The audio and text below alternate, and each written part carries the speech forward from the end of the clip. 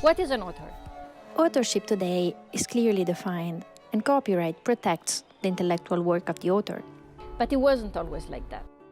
Before copyright, in the early modern period, the function of author, dear to Foucault, was far from being defined nor protected.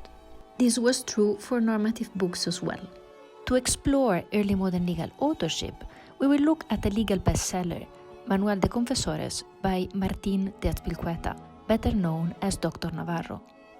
The manual was by far his most successful book. An incredible number of editions, translations, and compendia were printed throughout Europe, and it eventually circulated across the entire early modern world. Some editions were directly supervised by him and provided the occasion to improve the text. Other so-called pirate editions were made without Azpilicueta's consent. This means that even for a celebrated canon law professor like him, who was considered an authority at the time, legal authorship was something that still needed to be constructed. Sometimes this happened in court. In fact, Azpilicueta's authorship was contested in a trial by the Spanish printers who printed the first pirate edition of the manual. Two crucial points have to be highlighted.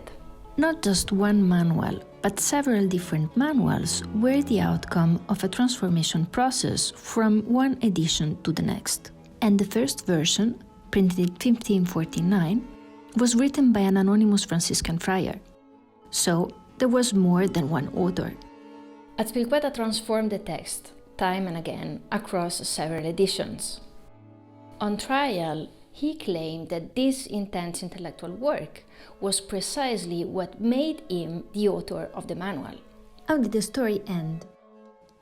Is there a way to read the author's mind and to see the transformations that he claimed made him to be the author of the manual? More generally, what can this story tell us about normative knowledge production in the early modern period? If you want to answer these questions, follow my project and don't miss my next video.